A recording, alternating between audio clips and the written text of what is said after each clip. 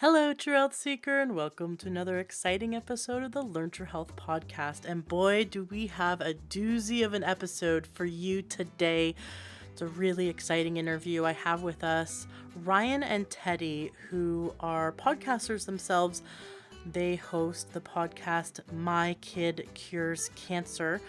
And the episode today is your mind's going to be blown. Their story of tragedy and triumph when it comes to their child being diagnosed with cancer and all the things that they did to support their child in no longer having cancer. It's really, really exciting. I'm very happy about having them on the show because I want you to know about their podcast. I think it's really important that we support other health podcasts, especially those that are in the holistic health space.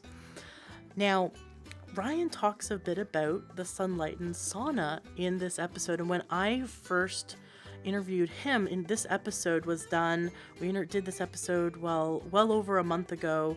I think it was about 2 months ago. This is when we recorded this episode, and I've shared this a few episodes ago. I shared.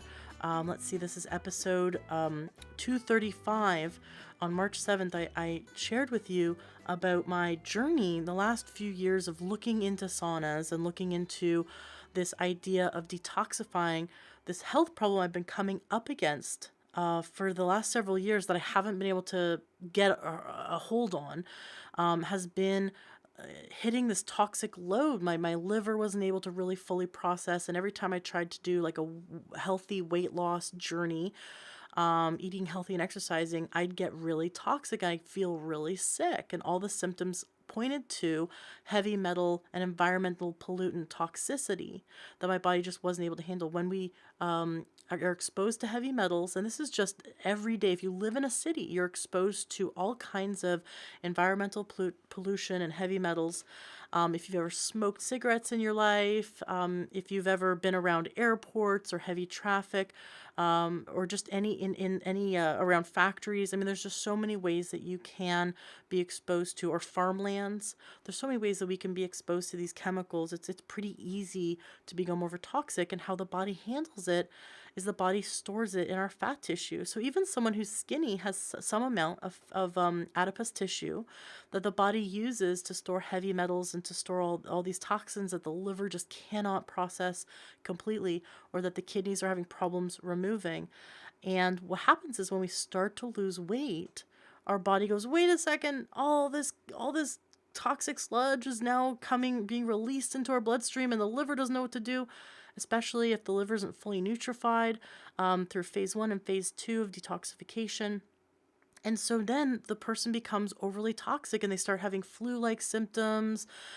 Their immune system starts going downhill. They start getting aches and pains. Maybe they think, okay, I'm having these headaches. Maybe I need to get on some Advil, right? Or maybe I need to go see my chiropractor.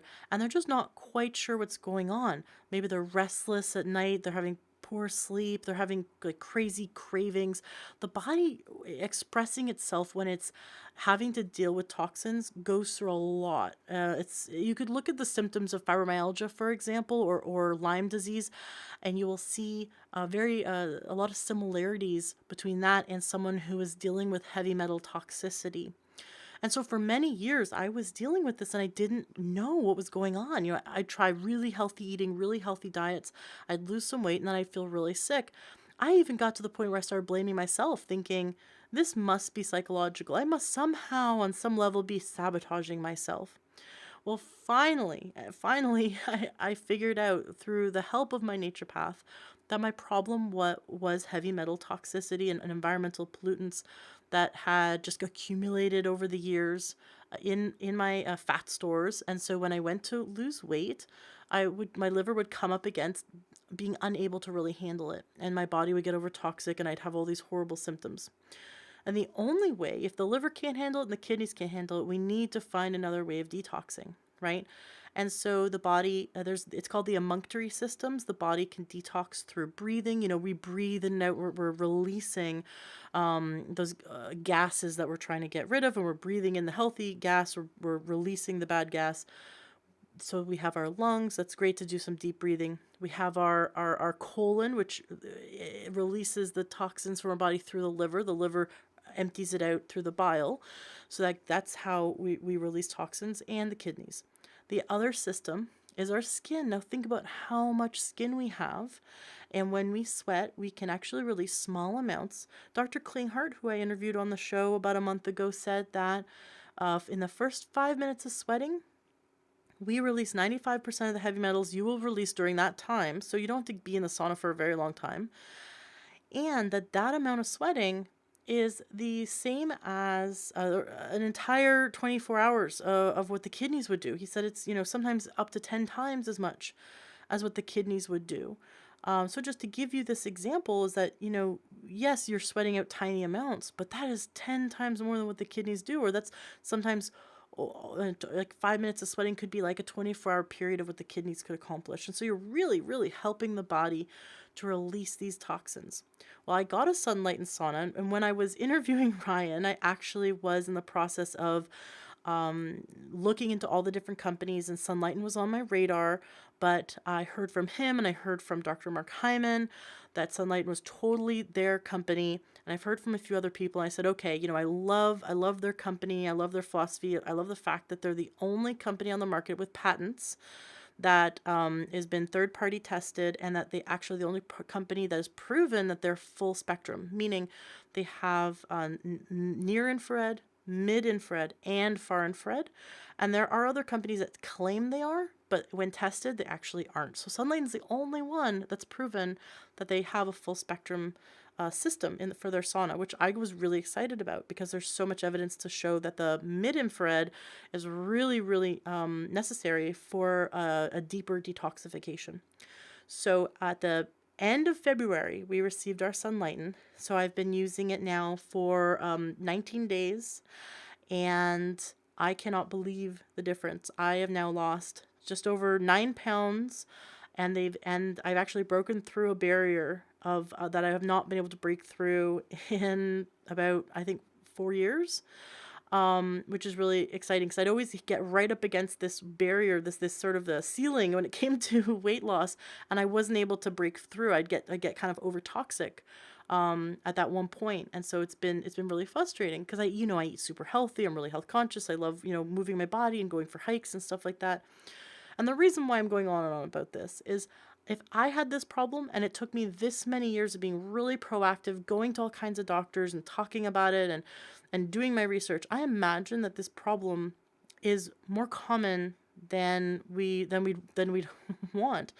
And so if you have been having these issues, and the thing is, you don't have to have weight be an issue for you. Like I said, you can be skinny and have heavy metal toxicity. So is there some point in your life when you, like, let's say you lose a little bit of weight and you feel really toxic, or you feel like, I get like burning under the eyes, sort of a sore throat, and then I also feel like I feel kind of like bloated or gassy, and then achy in the joints and the muscles, and then my body has an odor to it that's not pleasant. Kind of like if you notice that your body odor shifts and you're like, whoa, that smells way like I should be showering twice a day.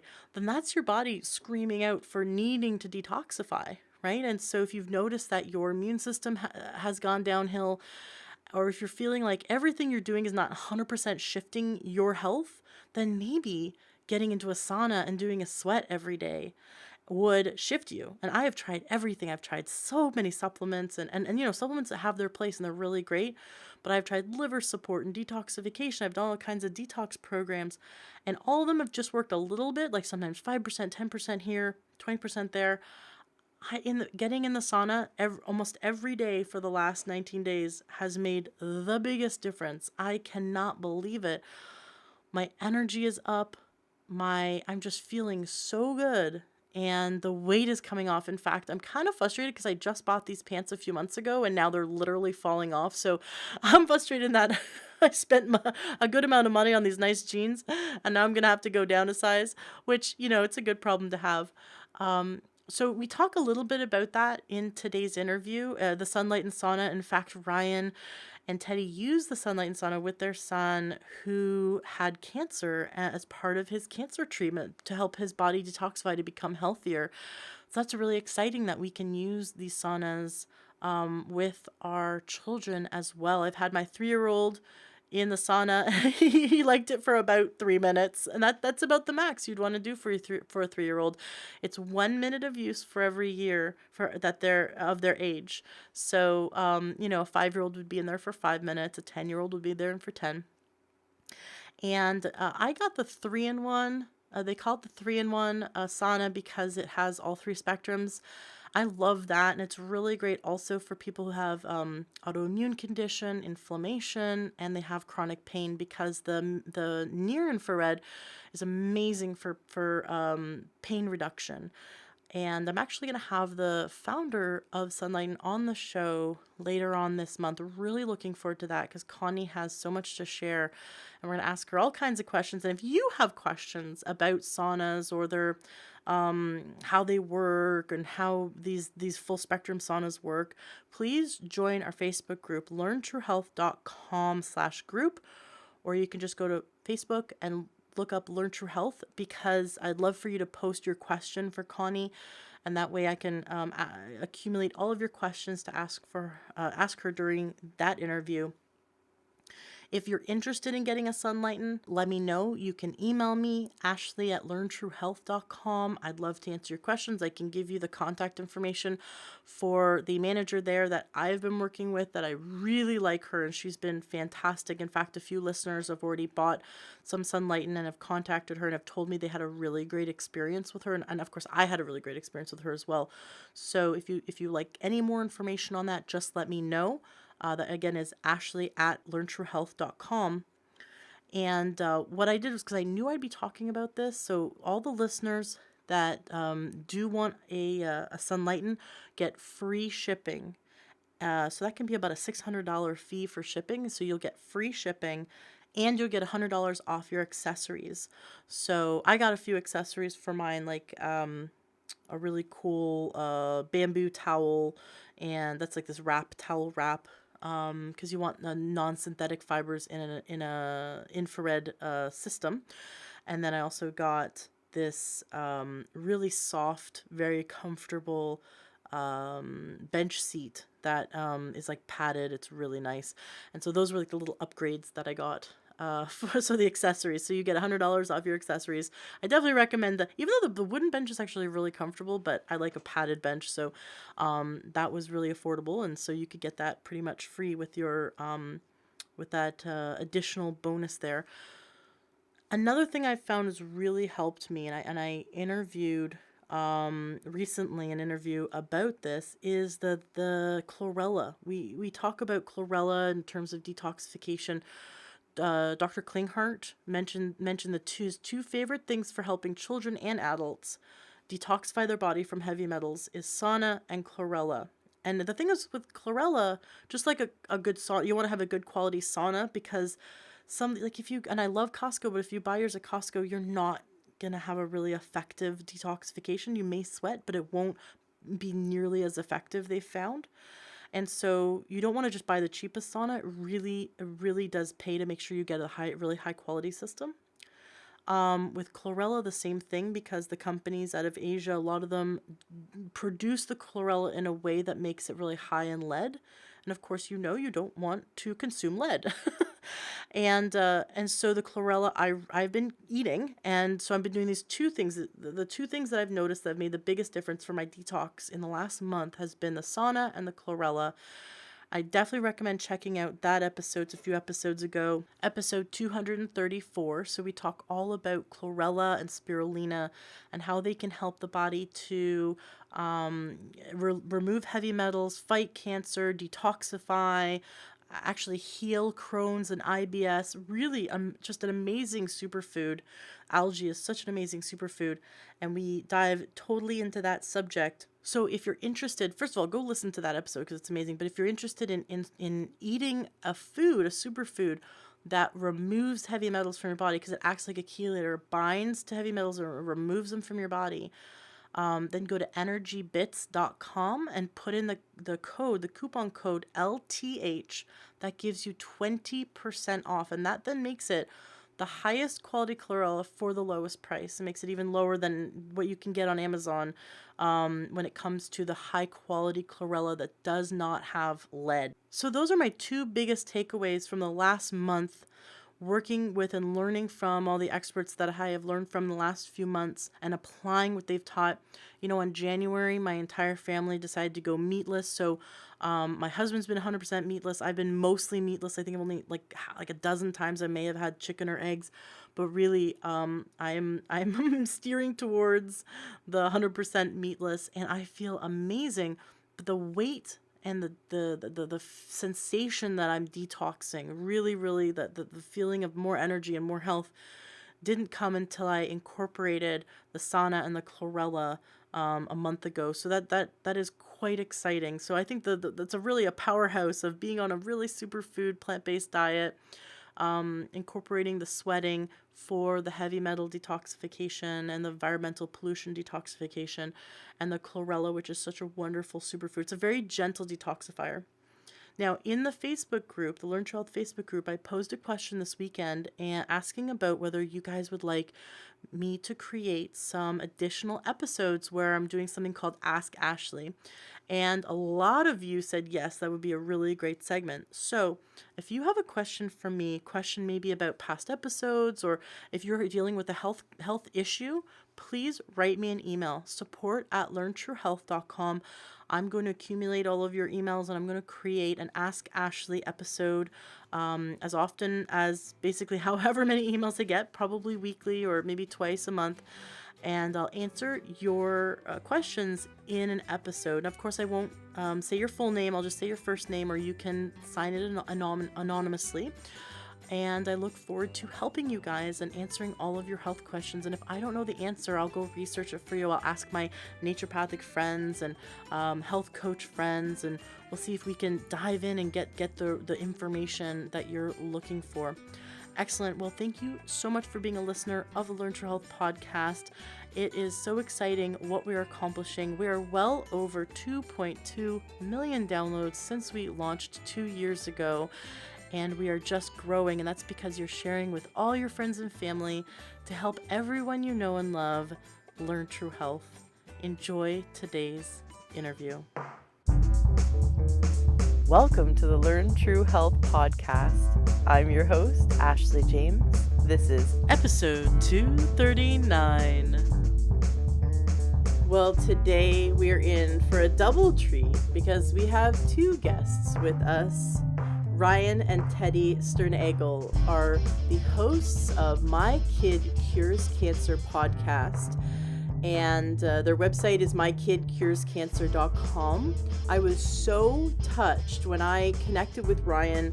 We're in some podcasting Facebook groups, and we connected, and I began to hear his story of how his child has gone through cancer treatment and what they have done as parents to learn all the biohacking ways that they could help their children not only beat cancer, but become incredibly healthy as well.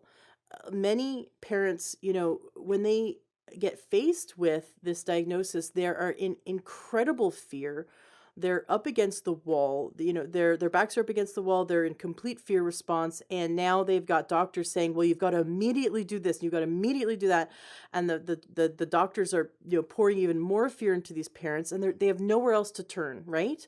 And so now we have this couple, Teddy and Ryan, who help parents and help children to navigate their care, to know all about the different choices, because they themselves have been there and have figured out that there's so many wonderful holistic alternative treatments that you can do in conjunction with your oncologist, or if you want to not work with that oncologist, to look at other oncologists, and just know that you have choices. So I love that Ryan and Teddy are here today to teach us that we have choices, that when we're up against a diagnosis of cancer, we have choices that are science-based, that really work, that are effective. We have more choices than that one oncologist you saw is going to give you, because they only have one tool in their tool belt, and there's so many tools out there to supporting the body's ability to heal itself.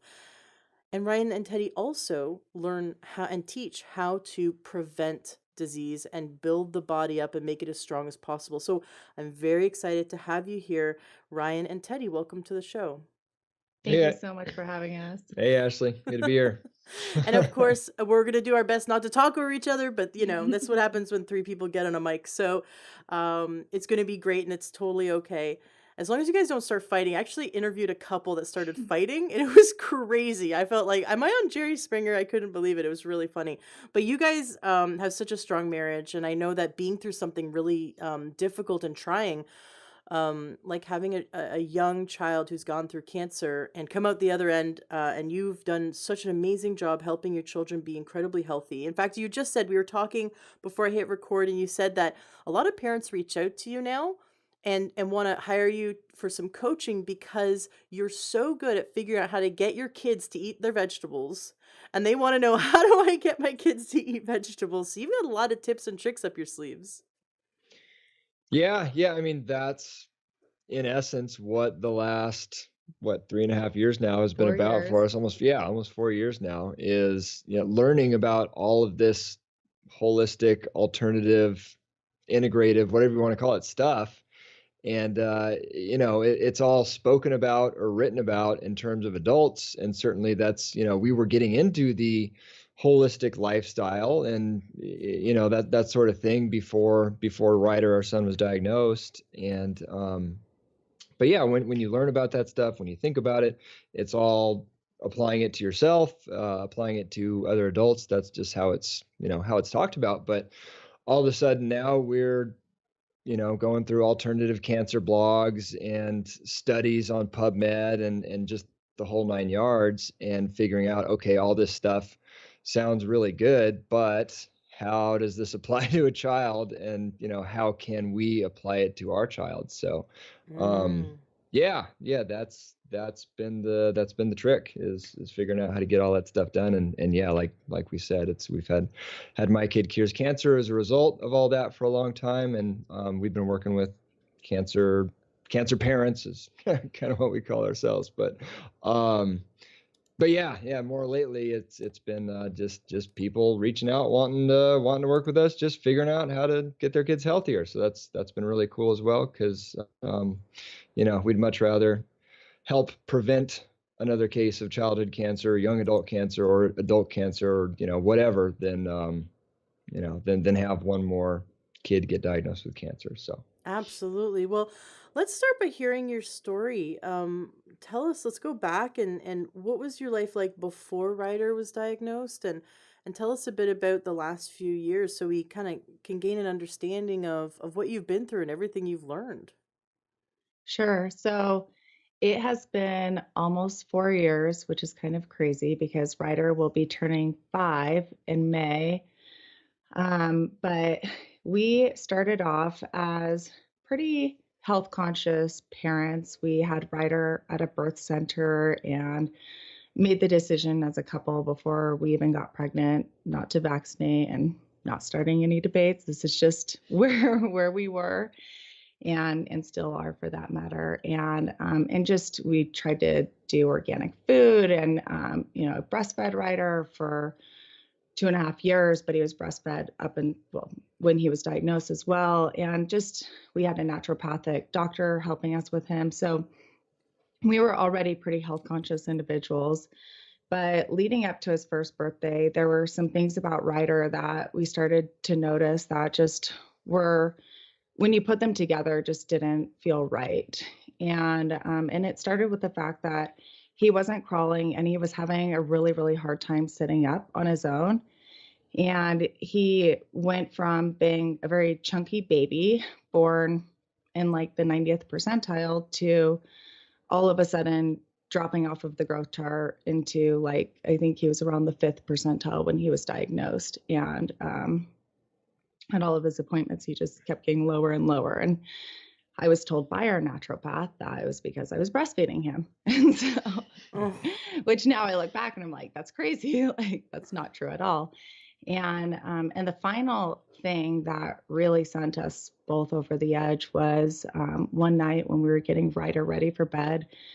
I was nursing him and we were sitting together in his room, and I felt a lump on his back. And it was kind of difficult to feel. And I, had a hard time, like even just making sure that I was there. Like we had to like move Ryder around, and Ryan, then felt it too. So like we both knew that something was there, but it was a Friday, of course, because everything happens on, right before a weekend when you can't do anything about it. And so we basically had the weekend to stress out about it and kept feeling it. And, came Monday morning and wanted to get Ryder in right away to his doctor. And so when we took him in, she pretty much said like, oh, it's nothing, like, don't worry about it. Let's get him into physical therapy because he's not walking and he wasn't even crawling, and speech therapy because he's not eating. And this was like right before his first birthday. Yeah, this was literally like just a couple weeks. Like I was planning his first birthday party. And now that we have another kid, we see how many kids are crawling way before 1 year these are old. red flags. Yeah. But he was our first child, and people, everybody tells you like every child develops differently. And I do think that that's true, but I think, now we look back and it's like, okay, the red flags were there. So this was a naturopathic pediatrician or an MD pediatrician? It was a naturopathic pediatrician that we had. And, I'm really surprised. I'm kind of beside myself, hearing this. Well, the thing is, sorry. No, I was just going to say, I'm surprised because none of these red flags were on this doctor's radar. It's really surprising. Right. And I think, like, I don't want to say anything against naturopaths because they have been such a huge part of our journey, but it's like doctors, there are great naturopaths and there are not great naturopaths. There are great doctors and there are not great doctors. It's just like, you have to take each person as an individual. And, I think people get into trouble when they just put all of their faith into, just one group of people. Because, at the end of the day, like we're all human. And to anyone else beside yourself at the end of the day. Yeah, exactly. So, the whole speech therapy and physical therapy thing like did not sit right with us because we wanted to know, why does he have a lump in his back?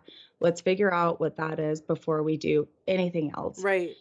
So I was like calling, like pretty much harassing her office, like get me into, a second opinion. Like I will take him to, a hospital. Like I need to know what this is. So we got into an orthopedic office and we thought that we had an appointment with a doctor, but it turned out it was an orthopedic physician's assistant. Oh. And he did x-rays and found on the x-rays that Ryder was constipated too, which was another red flag leading up to it. Like our child had been pooping multiple times a day for almost a year. And then for the 2 weeks leading up to the diagnosis, like pretty much stopped pooping, which that's a big deal.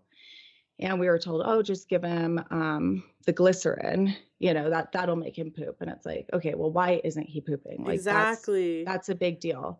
And so other than the constipation on the x-rays, he was like, you know what, just come back in 6 weeks. This lump that you feel, like nothing's showing up and babies are so small. It's probably not even like really that close to his spine. So you really have nothing to worry about. And I think you ran some blood work. Yeah, we did blood work. And he said, well, his white counts are low but high, but that could be normal. So yeah, don't worry about it. And so we went home again, and it was just, we just both like felt like, no, we're not going to wait 6 weeks. Like we need to get back in and see a doctor and figure out what the heck this lump is before we do anything else. So again, I was calling the hospital, like, the main hospital there where we were living at the time. And just, of course they're asking, well, has anything changed? Why do you need to come in now instead of waiting? And so I did, make a big thing out of it. And I was like, yeah, something is changing. Like there's a lump on my child's back. Like I need to get in and see a doctor for this. So we finally got an appointment, and it was at least like 2 weeks later when all was said and done. And during this time, I was just like on the internet, Googling like lumps and, babies' backs and just making myself into just like a hysterical mess.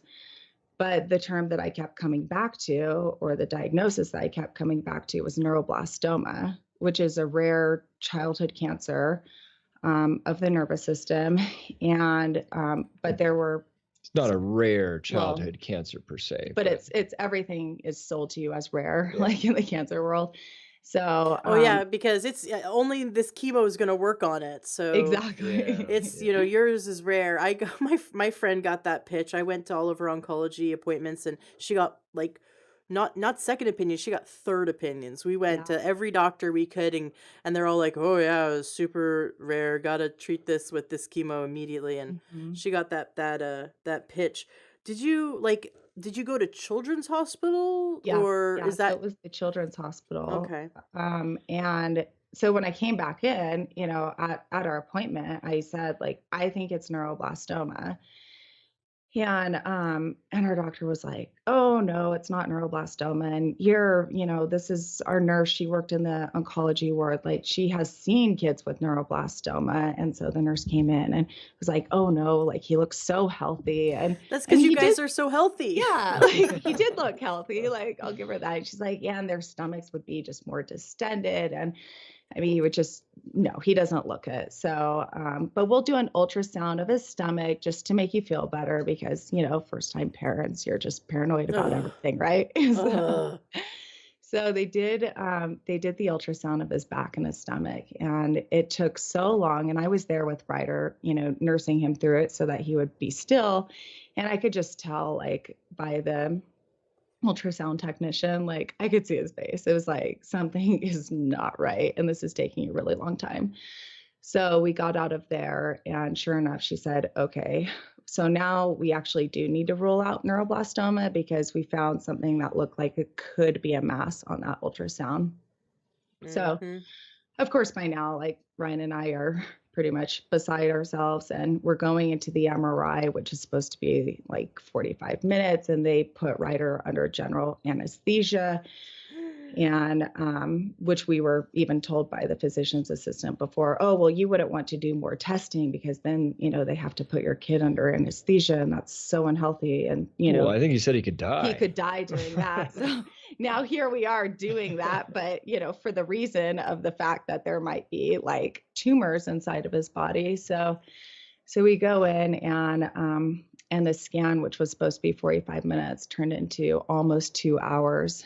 And I mean, Ryan and I were in a room together by ourselves and just, I mean, pretty much in tears, like holding each other. Well, Ryan wasn't in tears. He was being, the brave It's okay if husband. you cried. It's okay. Men Yeah. cry. It's okay. No, you know what? Like, I just told Ryan the other day, like, wow, I think I saw you cry like one time. And I know like he had his own like emotional like breakdowns, but he really kept it together for us because I cannot keep it together. So when we finally, got the results and our doctor and the nurse came in, they were crying too because what they had seen on the scans was so much worse than what they were even expecting when they saw, the things that resembled tumors. And it turned out that what I was feeling in his back was just, I mean, we've said this before, but this is their words, was just the tip of the iceberg. His tumor was so large, it was larger than his kidney. And this was just the primary tumor. It was growing inside of and out of his spinal canal.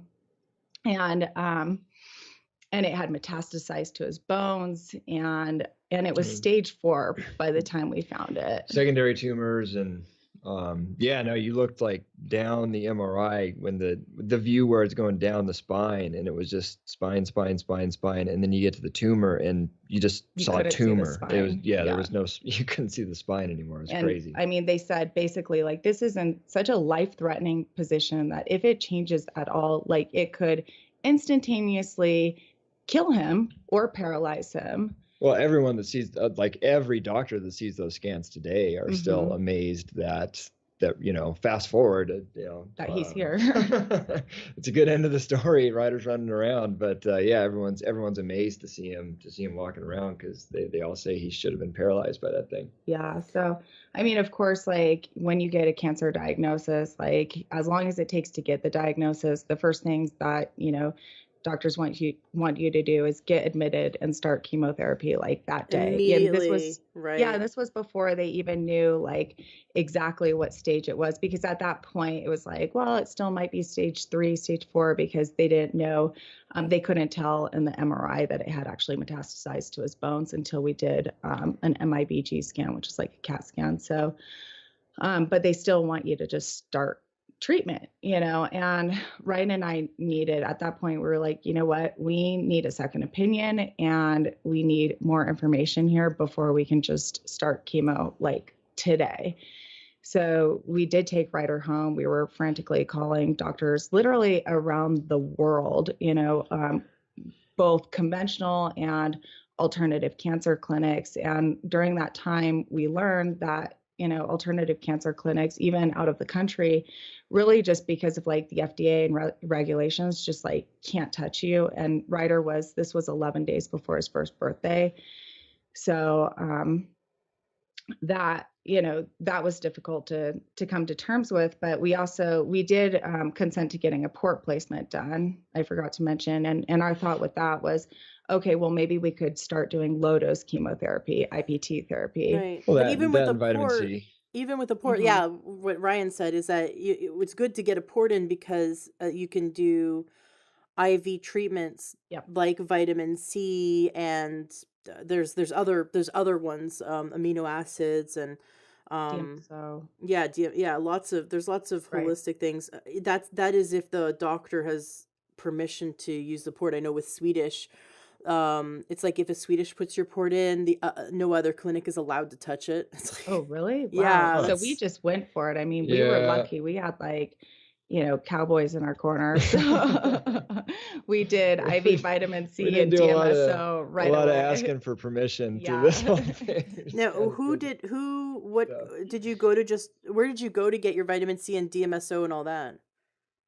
So we found a naturopathic oncologist, which ironically was just like, we look back and we're like, wow, like we literally landed on the best naturopathic oncologist in the country, who now, since the time that he was working with us, has actually, now he travels around the world, like lecturing and teaching other naturopathic oncologists. What's So his name? Dr. Nice. Paul Anderson, and he was based Yeah, out of oh, Seattle. Anderson Clinic. Absolutely. Yeah. Yeah, so you Yeah. saw Paul Anderson. That's fantastic. Mm-hmm. Yeah, no, it's amazing. Like Teddy was saying, now I'm going to all these different, naturopathic oncologist conferences. They're like, you had And Dr. Anderson? yeah, well, it's Yeah. not. I mean, Anderson's the one like giving the keynote at all of Right. them, Mhm. everyone's learning from him. And it's like, holy, that was Ryder's naturopathic oncologist. So And we didn't know any better at that time because obviously we hadn't been researching naturopathic oncologists for very long. So, I mean, that was really just a huge blessing that we were able to like start off, with that, With the the best. right support system. Yeah. And what ultimately brought us back to the hospital right away is when they did place Ryder's port, there was staff living on it. So we went to bed one night, and in the middle of the night, Ryder spiked a crazy fever, and we thought, oh my gosh, this is it. Like he is just like leaving us. I mean, because you're just like, you just find out that your son has stage 4 cancer. Like he's not even 1. And, when we left the hospital, we basically had like doctor after doctor after doctor coming in saying, don't do that. Like he might die. You're making a huge mistake. after social worker, after nurse, Yes. after. Yeah. So, I mean, at that point when he spiked this fever, like neither one of us realized that it was from the port. So we went racing back to the hospital, And it wasn't, I mean, it was like really, it was it severe. was all of Yeah. a sudden he was throwing up all over the place, and I Projectile think vomiting it and diarrhea, and he was coming out of both Oh my ends. like gosh. as white as a ghost, and he was burning up. I mean, it was terrifying. As terrifying as that was, he is having a very healthy immune response. Mhm. Like It's true. a child who's incredibly sick, maybe eating McDonald's for his entire life, you know what I mean? that like the immune system just cannot handle the toxic load, and it wouldn't have had such a strong response, Right. especially because Ryder's immune system was also fighting massive amounts of cancer, and Hmm. it could also put up a fight with staff and not let the staff just take over. So good for you as parents. Like, yes, he had cancer, but at the same time, the terrain of the body is everything, and his terrain was strong and healthy, and he had the foundation of nutrition. And so even though his body was fighting cancer and now a staph infection, it was able to put up it is having a strong immune response, which is actually really good. I never thought about it that way, but yeah, I guess so. And that being said, even before we got the official diagnosis, once the word cancer kind of entered our ecosystem, Yeah. Mm. I mean, we probably paid $500 just in overnight shipping charges. You know what I mean? To get Like, just all just these to get supplements. Yeah. everything it's if I learned about it and it sounded good, I wanted it there yesterday. So, Yeah. so yeah, he was, we had him getting revved up. Just leading up to the diagnosis, like Ryan said, because I mean, at that point it was like, okay, if there's any chance that like there's something serious going on, like we need to be doing everything that we can. And that was our mentality, like, it's just starting off and all the way through. And so when we came back to the hospital, even though it was for staff, at that point, we really had no choice. And we had, already had so many doors closed in our face with where we could get Ryder treated. And even Dr. Anderson was like, I can support you guys, but, he's one. And, with the FDA and everything, it's just like, you really have to do conventional treatment.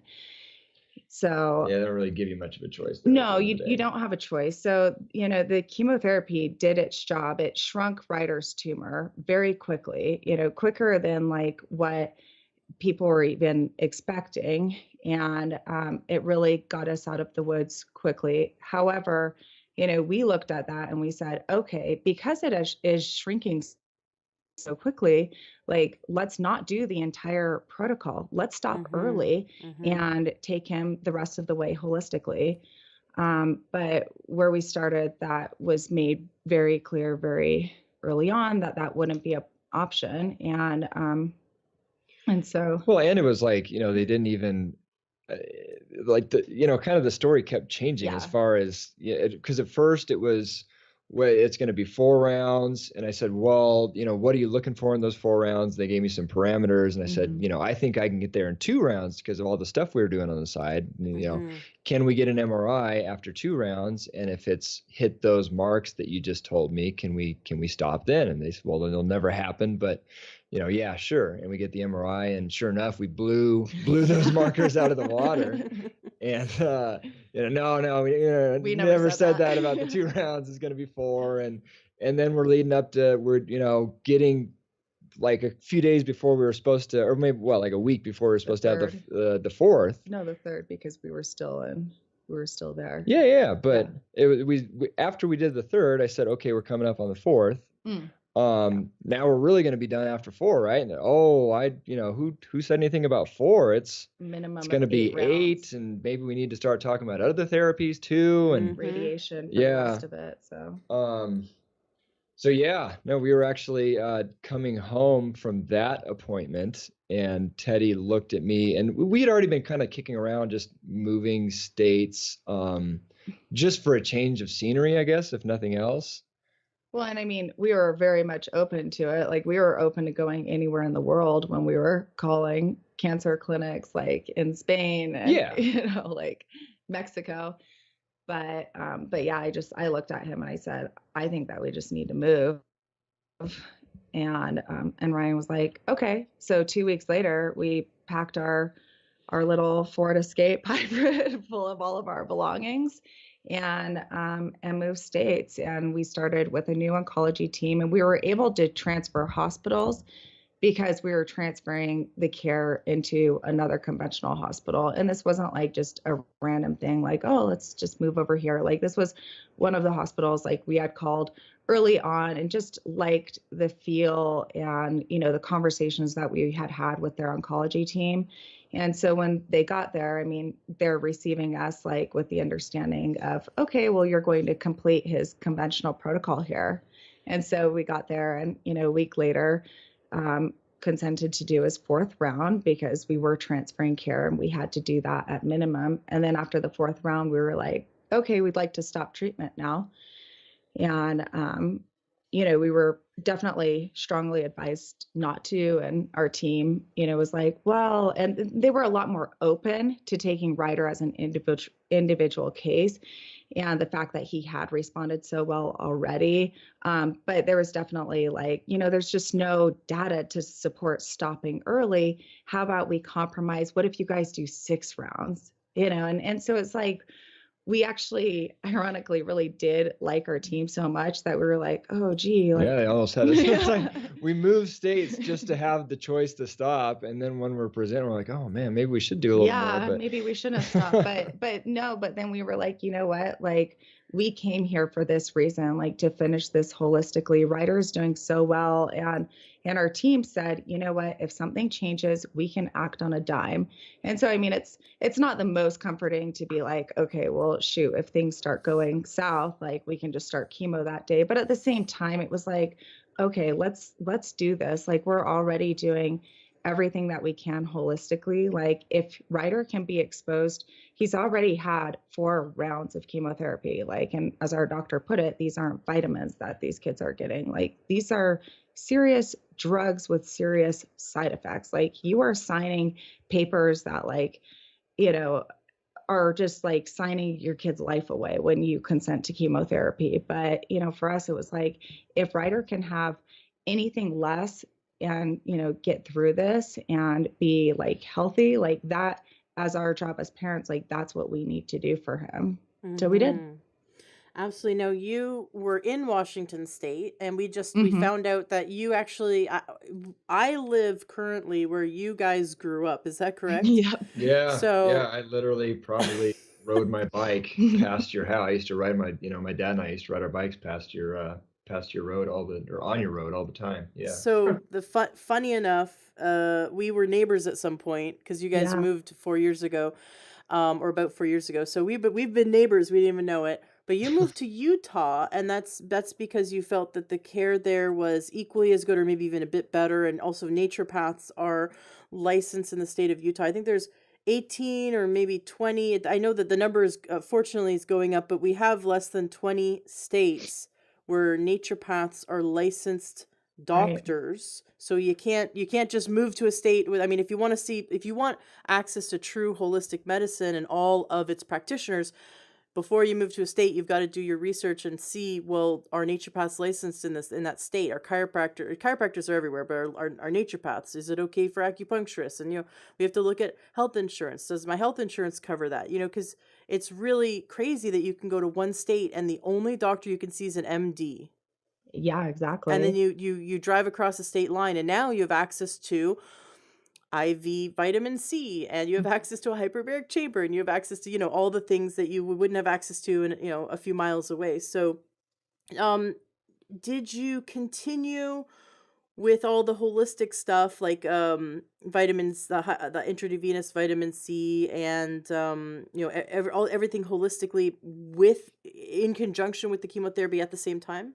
Yeah. So we were the parents that had a juicer in our hospital room. We immediately, when Ryder was diagnosed, ordered an infrared sauna. So we were doing like sauna sessions with a 1-year-old who had like a port sticking out of his chest and a feeding tube. I mean, and we got a feeding tube before he even started chemotherapy because Ryder was only 1. And we were like, how the heck are we going to get 50 supplements a day?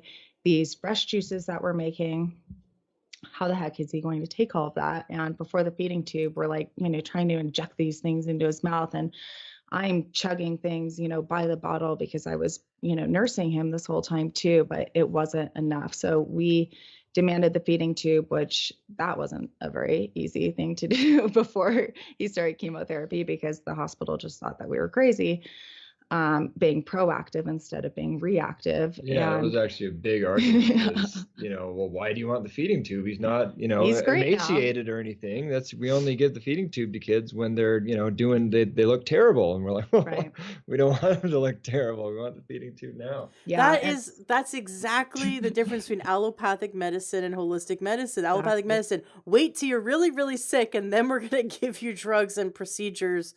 Holistic medicine, let's do everything we can now to make you as healthy as possible, support your body's ability to get as healthy as possible. I mean, it's like a no-brainer when you see how MDs think. It's a no-brainer.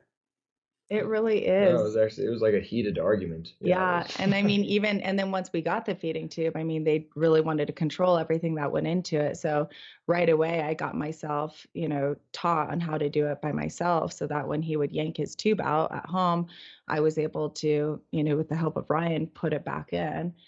And so that's really how Ryan and I got all of this incredible stuff into him. And we were doing IV vitamin C and DMSO 2 times a week. We ordered special water machines and a Rife machine, which we had going while he was sleeping using different frequencies. And I mean, we basically had, a huge, well, not a huge chunk of money. I mean, we had about 30 grand in our bank accounts from, just our savings. And we had recently sold our townhouse and we, so we had it was a huge blessing at that point in our lives that we had this money. And I mean, within the first couple of weeks, we had pretty much It was gone. spent all of it. And luckily we fundraised about an equal amount of two, and that really sustained us as well. But I mean, we really left no stone unturned. And when we moved to Utah as well, we found someone right away that was able to continue giving Ryder the IV vitamin C and DMSO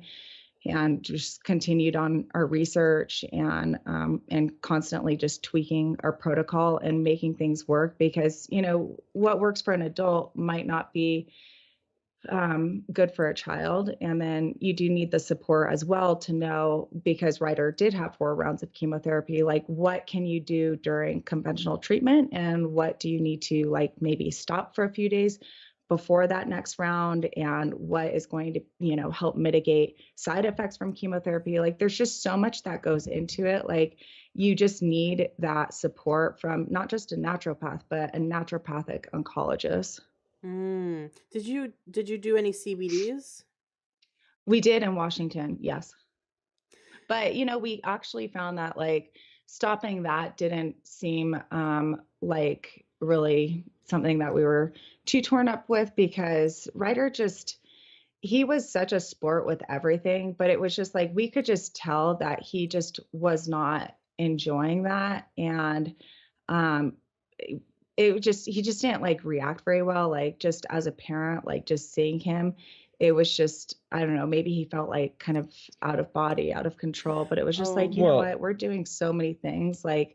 We're moving to Utah where it's not legal. Right. We can stop that. Yeah, we've ever since we've, and that was one trade-off going from Washington to Utah, was that, cannabis is not legal here. But I've always viewed it as just a tool in the tool chest. It's in my back pocket. If anything were ever, we feel pretty good, we're pretty much out of the woods at this point. But if something, God forbid, were to go wrong, and I felt like that was my only option, or not even my only option, but I mean it's there. If we felt like using it, yeah. I mean, we've moved once, and I mean, I think moving for that reason, it's very liberating, because that's you know what, if I don't like my options here, I will go where I need to go to get my child healthy. Yes, I interviewed early on in the show. I interviewed Oleg, who is an expert in cannabis, but medical cannabis, but it's tinctures that are not heated, and so it's CBDA and THCA. When it's in its acid form, that's what the A stands for, it is non-psychotropic. So you could chug a bottle of this and drive a car. It's it does not affect you in any way. It maybe feels the same as drinking chamomile tea. You kind of feel oh, I'm a little relaxed after drinking chamomile tea. That's about the maximum of the effect, but it has all the same medicinal properties. And so basically it's where you take a CBD plant and you make it into a tincture form without heating it.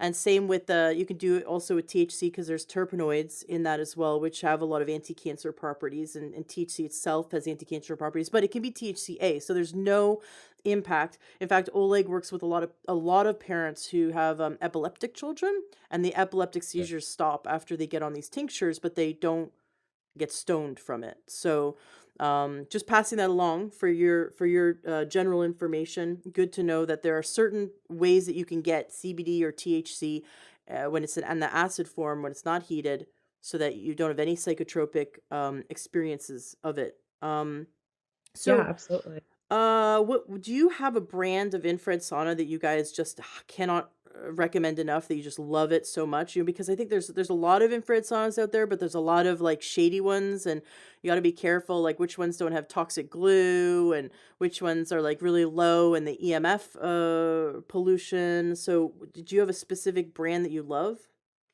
Yeah, we do. And I've continued to research it to this day just to make sure, but we got a Sunlighten early Mm-hmm. on.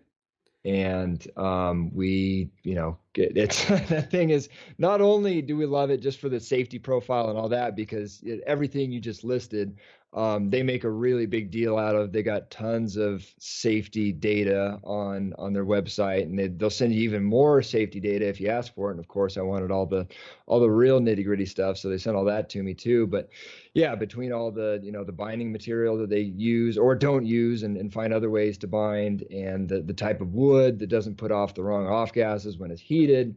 And of course, we're super super super big on EMF. We're actually right now as we speak building a house in the middle of the woods, um for so we can be in absolute control of what we're living in and what our kids are living in growing up. And we actually got shielded, what is it, metal clad cable that doesn't produce any electric fields, or it blocks the electric fields, I guess you could say. So yeah, we're really big on EMFs. And we have our little zany EMF meter, and yeah. And so Yeah. yeah, the Sunlighten passes that test as well. Um, I've heard good things about that one, so it's good to hear that from you as well. What one thing the listeners need to know is that Ryan is like this, the geeky, like I'm gonna geek out on the health and the science and the biohacking, and I get that. There's a part of me that just like is right up there with Ryan wanting to geek out on this stuff.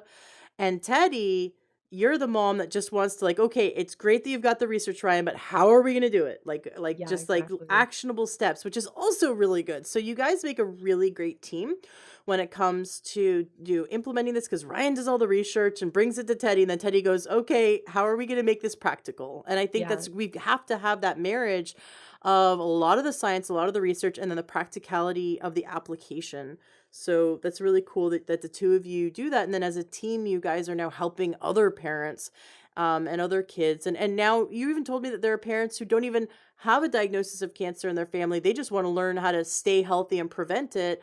And you also even have cancer patients that aren't children, that are adults, that contact you, that want to pick your brain and hear more of your experiences, and so that they can understand all of the different avenues. Let's go through some of the alternative medicine that you, and we're going to definitely finish Ryder's story obviously because we were just halfway through, but let's let's go through and you guys can explain a bit about the holistic treatments that you're doing and why. So, you in far infrared sauna, my understanding is that it helps the body sweat out toxins and heavy metals.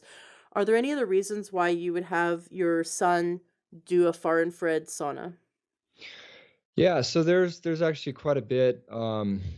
There's a bit of research on hyperthermia as well. Just the one that does lead to sweating out toxins and that sort of thing. But also just in general, cancer cells can't stand the heat as well as regular cells too. The regular cells can. They're more regular cells are more resilient, I guess you could say. So there's a lot of info just on that on its own, and also in conjunction with chemotherapy. They've done studies, and sure enough, the heat sensitized the cancer cells to be more easily killed by chemotherapy, that sort of thing. So there's that, and there's also a lot of I I'll do a bad job recreating the explanation, but have you ever interviewed Gerald Pollack? by chance? Gosh, the name The sounds familiar, but I don't think so. So he's a professor at a University of Washington, and he basically his I think it's a book. It's on my list of things to dive into. But his thing is the fourth phase of water, and it's actually I don't know, like kind of the structure of water that's inside of your cell that kind of helps everything communicate and move nutrients in and out and all that stuff. It's actually a kind of a different phase of water than you would think of it um normally, and that's the best job I can do to explain it. But you want this fourth phase of water inside your body, and infrared is one of the things that actually facilitates that extra phase. So I probably can't do any better job explaining it than that, but yeah, that being said, it's that's why Ryder and I are in there every night, almost every night, that being said. And it's a one-person sauna, which Yeah. is perfect for Ryan and an almost 5-year-old. Yeah, That's cool. How long do It's- you sweat? I just had Dr. Klinghardt on the show, and he said only sweat for 5 minutes because 95% of the heavy metals you'll ever sweat out are in the first 5 minutes of sweating. And then you go and you take a cool shower with soap to rinse off to close the pores and rinse off all of the toxins. So how long do you guys sweat every night? That's so we're in there at least a half hour, and that being said, you don't start sweating until you've been in there maybe 15-20 minutes or so. Got it. But we stayed in there. I'll have to look into that. I hadn't heard that about the first 5 minutes thing. But oh, I should say before we move on to anything else, Sunlight would probably kill me if I didn't mention that you could get $150 off for their saunas by mentioning My Kid Cures Cancer. Nice. I'm glad that you guys hooked up as an affiliate with them. That's what I do is if I see something I really, really, really, really believe in, I also sign up as an affiliate only if I really believe in it. Because I want to tell people about it, and the company might as well pay me for it. Only if I really believe in it though, and I see the research, and that's what you did, which is great. But I've actually already heard I have several friends with a Sunlight, and I've already heard that they're really great. So it's cool that you have backed up what I have heard. Yeah, there's something in cancer cells called heat shock protein, and it was really interesting. I had a nurse oncologist on the show that is actually in hiding right now in Kauai, which is an island in Hawaii, because the FDA is after her for curing cancer. Like, how dare she? And so she's in hiding, and so she was like really paranoid when I interviewed her. She's great, by the way, but she was like, okay. Valerie Warwick. Her name's Yeah. Valerie Warwick. It was episode 141, and she was a nurse oncologist for 17 years. And so the reason why she decided to leave being a nurse oncologist is she started seeing people come from Mexico, come from Tijuana, all these clinics around the world curing their cancer after the doctors who she had worked with for 17 years and knew these doctors really well, and the doctors kind of said, okay, you have stage 4, we've given you all the chemotherapy, we can give you, go home to die. And then they refused. They had the hubris to refuse to go home to die, and instead they went to natural clinics and they reversed their cancer, and then they came back for a follow-up because they wanted to get scanned to see, hey, I feel really better, let's go see like is there any cancer left. And sure enough, she was seeing these people totally cured after, she saw enough people basically cure themselves with natural medicine, and the oncologist kind of shrugged, go, eh. And then she actually confronted them and said, well, aren't you curious or interested that there's other things out there that do a better job or may do a better job in certain circumstances than what you have? And the oncologists are like, their hands are tied. They're only allowed to use chemotherapy, radiation, and surgery. Those are the only tools they're allowed to use. And it's just so frustrating. So they want to put their heads in the sand, which is really sad. And so she branched out, and she ended up studying and working with a bunch of doctors that do all these natural treatments. And she told me something really interesting, that not all cancers respond to radiation. It has to do with the heat shock protein. And if a cancer has heat shock protein, then you can do things like hypothermia. And they found that, she said they even found studies where localized hypothermia for the You don't just like jump in the ocean, to get and where the icebergs are and give yourself hypothermia. You like it's a very medical it's a big medical procedure to like freeze the tumor, and that it is as effective as radiation for the cancer that has heat shock protein, but it doesn't do all the side effects of radiation.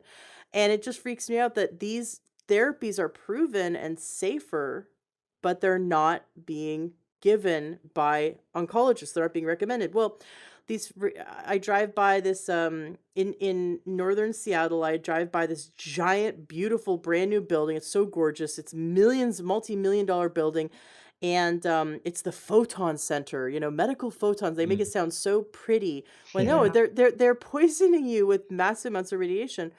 And there's these giant buildings, and there's an entire industry looking to, with all these devices. If they found out that there's a better way to do radiation, which is called hypothermia or hypobaric chambers and hypothermia treatments, and it costs much less to do, and you could also charge less. They don't want to look that direction because that's not going to, pay help support making money from the now existing structures, which is really frustrating. But that's why we have to do what you guys did, which is take our health into our own hands.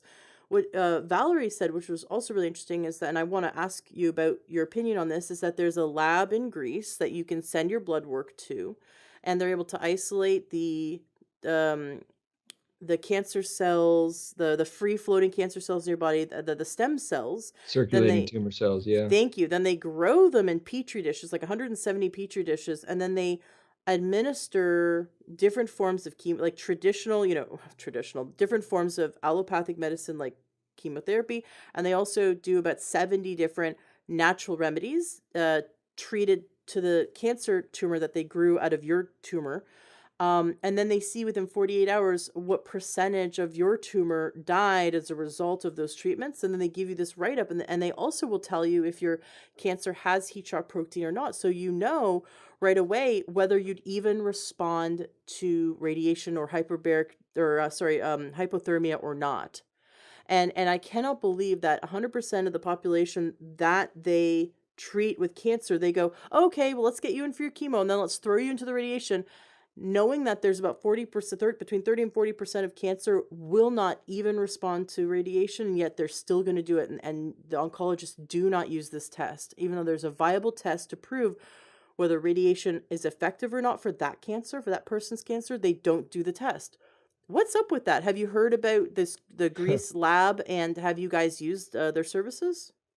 Yeah, no, we have not used it, and that's not to say we wouldn't. I think it's not free. It's a couple $1,000 every time you do it, and obviously that money has not been a deterrent to us in the least. Our bank account definitely proves that. But yeah, it's just one of those things we kind of found out about after we had already spent a whole ton of money on all sorts of other things, and Ryder was doing really, really well, and the tumor kept shrinking and shrinking and shrinking and shrinking, And we had and stopped chemotherapy too at that yeah. point. Yeah. So, I mean, I'm all about the data. And if I ever felt like I, needed more data, it's certainly a route that I would probably go. Hanging out with all sorts of different naturopathic oncologists and getting people's opinions and going to these conferences and stuff.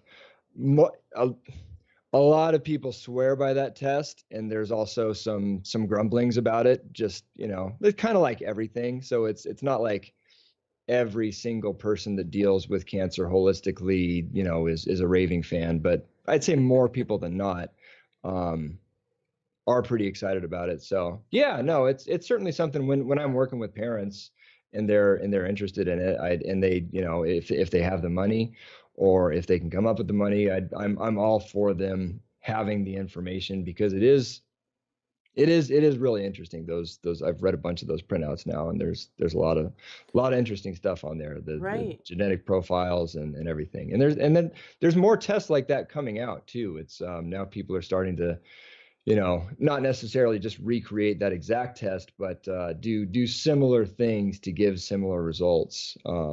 Yeah, no, it's really interesting the direction everything's going. Well, and it seems like a no-brainer if there's a lab test that could show you out of the 170 possible treatments, which ones are the most effective for killing your cancer, because then you can go, oh well, that one chemotherapy is incredibly effective, or that, these 5 holistic treatments are the most effective.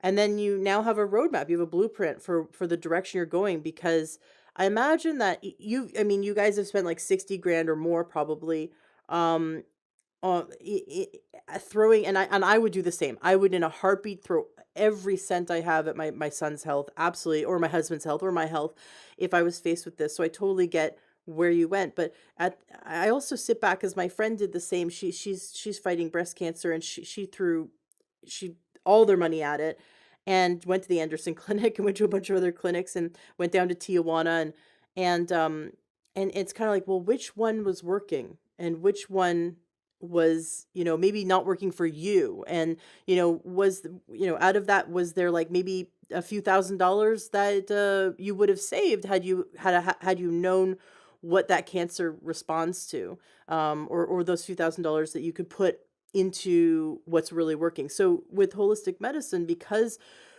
they're they're starting to be more studies, but the problem is that the money is in patentable drugs, and so we're not going to get as much support in, quote unquote, the curing cancer with holistic medicine, with all the studies. So we're just kind of like going, okay, well, we're going to throw lots and lots of really great, natural medicine at it, and hope that some of that is what's really going to the cancer is going to respond to. Which I mean, I would throw everything at it Oh, to save someone I love. So I know exactly what you guys are doing. I love the Rife machine. There was a book called The Cancer Cure That Worked, and you can get it on Amazon. It's like, I don't know, it's over 6 years old. It's a really old book. It's tiny. It's like you could basically sit down and read the entire book in one sitting, but it blew my mind. And it's all about the history of the Rife machine. And you can get it on Amazon. And I read it a few years ago, and there's a phone number written in the books. I bought it used, and so I called the phone number, and it was this little company in Vancouver, BC, that makes the Rife machines and ships them to people in the States. Tell the listeners about the Rife machine, for those who don't know, and what kind of positive effects does it have?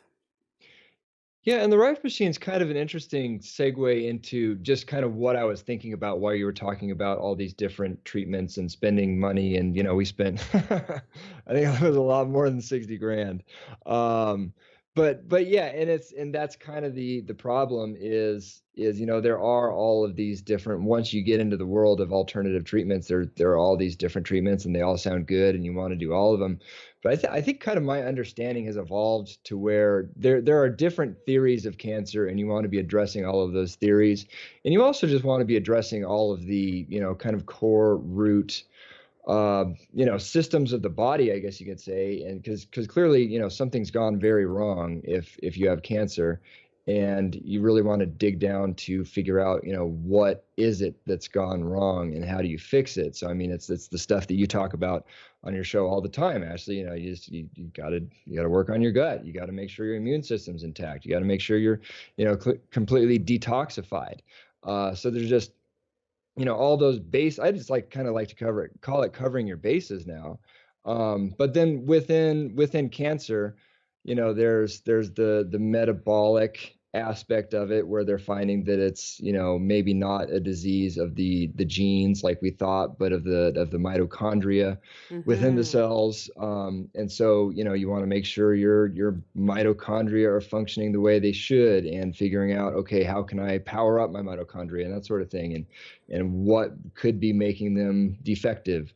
And then there's the kind of the epigenetic side, where you're looking at more kind of the supplements, and the curcumins and the resveratrols, and upregulating tumor suppressor genes and downregulating oncogenes. And then there's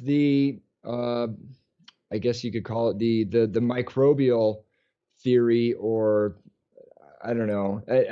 Like a lot of people, there's some people that say that, cancer is a fungus. They take that Mm-hmm. hard stand that cancer Mm-hmm. is a fungus.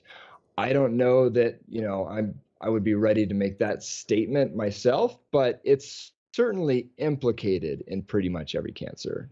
Some sort of pathogen, I guess you could say, whether it's a virus or a fungus, or something like that. So basically the idea behind the Rife machine is that it is using certain frequencies to actually vibrate to death, I guess you could call it, microbes within the cell. So yeah, I mean that, back in the 20s, this guy named Royal Rife built a machine that later was called the Rife machine. He also built a really high-powered microscope that he could actually see these little microbes inside the cells. And then he built this machine and played around with the frequencies enough to where he got the frequency just right that he could, kind of like if an opera singer sings at the right note and she can shatter the glass, that sort of thing. The same concept that he was able to do with these microbes inside the cells that were causing those cells to be cancerous. Yeah, so that's kind of the theory of it, or not the theory of it. That's what it is, and he was using it very effectively way back in the 20s, and of course, the story with anything that starts working with cancer, he got shut down pretty quick, On and his whole clinic, they burned it down. yeah, Mhm. yeah, and I think he was in jail for a good deal of the end of his life on kind of trumped up charges, that sort of thing, and There's a great um, movie on him too, and I think it's free. You can just YouTube it. It's called The Royal Rife Story. yeah, Ooh. there's a couple good documentaries out there on him. Um, so yeah, anyway, that was one of the ways we covered or still do cover the antimicrobial base or anti-pathogenic base, or whatever phrase you want to use there. But it was the Rife machine, and again, that's something you typically hear about for adults using, but we literally set the thing up just right in front of Ryder's crib, and it just kind of beams at you.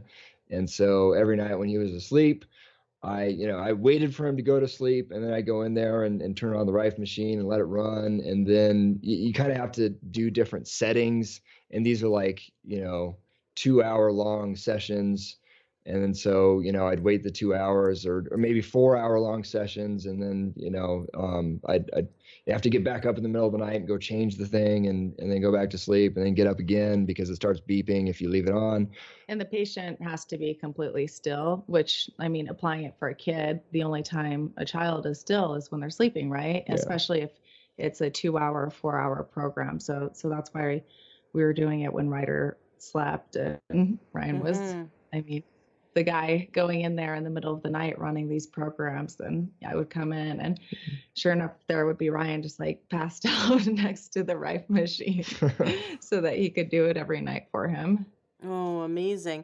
I had Dr. Tullio Simoncini on the show, episode 136, and he is the doctor who had discovered and claims that all cancer is from fungus.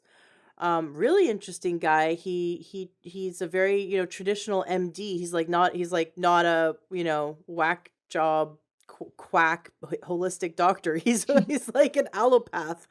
And yet it started to really bug him that so many people were dying of cancer, and so he started to like, well, what is cancer? And it came to him that because he was doing surgeries and saw the cancer was all this like white stuff that looked like fungus.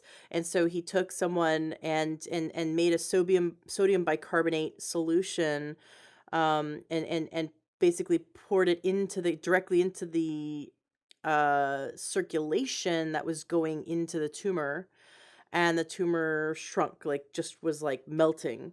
And so he's like, okay, I'm onto something. And of course, no traditional doctor will listen to him. His license was in question and everything. And now he's been able to have a lot of tumors be really respond really well to this. So it's so crazy that we've seen people say, okay, well, cancer's a virus. And then some people say, okay, it's the mitochondria disease. And then some people say, okay, it's a fungus.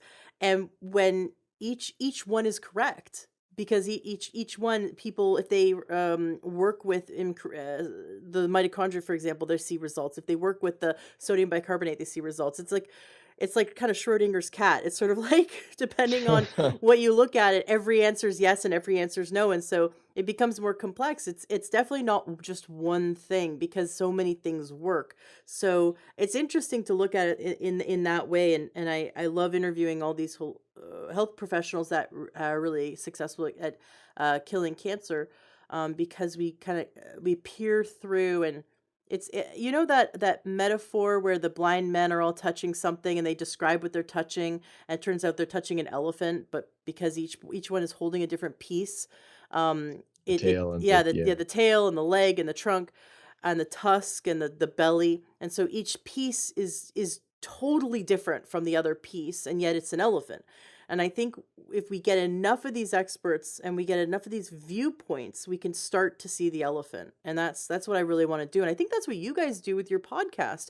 You're starting to see the whole picture of curing cancer as naturally as possible and supporting the body in being able to resist it and kill it, and then move on to being totally healthy after these treatments. Um, DMSO, what a lot of people don't even know what it is. So let's just dive a little bit into DMSO, and then we want to finish your story, obviously, and we'll talk about where the listeners can go to listen to your podcast and hire you guys if they want your coaching, which I think would be really great because of just how much information and also actionable steps you can help people with. So what is DMSO and why were you doing it intravenously? Yeah, so DMSO, it was and it's been a while since I've really geeked out on it, but it was they discovered it by accident, decades ago now. It's a byproduct of the wood pulp industry, I believe. I'm probably butchering that, but something they just kind of found on accident and didn't really know what to do with, but then started playing around with it, and all of a sudden it's got all these amazing properties, and it's kind of twofold. It's got a ton of anti-cancer properties on its own. Like you can, a big thing for me has been just looking at the research myself. Like I'll read all the cancer blog articles or whatever, and that sounds interesting. Now let's go see what the actual research says. And sometimes there will be, you can't find one study on this thing that sounded so good on a blog, and other times, right there on PubMed, you'll find either a couple studies or dozens of studies or hundreds of studies, and DMSO is one of those things that has hundreds if not thousands of studies on it. It's got thousands of studies for all sorts of different health ailments, but probably in the thousands just for cancer itself. It's pretty big. So anyway, it's got all these different anti-cancer properties that they were finding, and they've just kept finding more and more and more. And I think a big part of that is it's able to get inside cells. Just the nature of the molecule itself, I guess it's small enough, or maybe there's some other property to it that I'm not that's not coming to mind right away. But it's able to get inside of cells and inside of tissues better than pretty much anything else can, and it can also, interestingly, carry stuff in with it. So it's kind of it acts as a Trojan horse in a way that and that's why we did it in combination with intravenous vitamin C. So, vitamin C's got its own anti-cancer properties. DMSO has its own anti-cancer properties, but now the DMSO is carrying the vitamin C, or, they actually, I think even now use it in mainstream applications to get like regular drugs inside of cells better than they would. So, and we can use it topically too. Like we still use it to this day. We do essential oils on Ryder as well. And so we'll apply the DMSO to carry, the essential oils like deeper into his tissue, when we do it over his former primary tumor area. Absolutely. I use DMSO with a combination of essential oils to anytime we have tension headaches or pain. It's amazing. It like heats up the area, it gets into the tissue and heats up all the tissue. It increases. In fact, I've never done it, but I've heard that you can pour DMSO into water and the water will start boiling. Like it heats up. I guess you pour a lot of DMSO into it for it to do that, but it heats up water. Once it gets in contact with water, it'll heat it up. And so it's really great for tension headaches and muscle pain, and especially with essential oils. I noticed that it makes a really big difference. So that's just yesterday I was massaging my husband's shoulders with it. So and you do have to be a little bit careful just with Ryder, Ryan like we'll typically put it on his arm first and Ryder will watch him because sometimes it does burn a little bit on his back, but it's like, if he sees us doing it, it's not as bad. And so we do try to do things like very slowly with him too, because especially something like DMSO, like, and then you're applying essential oils that some might be a little bit hotter than others. You don't want to just go crazy and then have your child running around screaming, which has happened before because it's like inevitably like you're going to go too far. If a little bit is good, then maybe a lot is great. And that's not always the case. But yeah, I mean, that actually is worth emphasizing too, is that, 2 points that you made there. One, Ryder sees us do, like, if I'm getting a new supplement or anything, I will try the supplement first. One, just to make sure that, my head doesn't explode. But two, so he actually sees, me taking out the bottle, me taking the supplement, so on and so forth. And food, everything. I mean, it's a whole family thing. We all eat the same stuff. There's no kids' meals and adults' meals. It's just what we're eating. But then also we do build up whatever we're like, even the sauna, I started out at, like 90 degrees for 10 minutes, something like that. And then just bumped up another 10 degrees and bumped up another 10 minutes and bumped up another 10 degrees and so on. And so it's same thing we do with any sort of supplement or topical thing we're putting on or anything like that. It's, we start very, very, very small. And, even the IVs, I mean, they don't give you the same dose on day one that you're going to be getting 6 weeks in because, the vitamin C actually did make him a little bit nauseous when we went a little too much too fast. So, I mean, it's just with everything, you just want to like find your tolerance and go from there.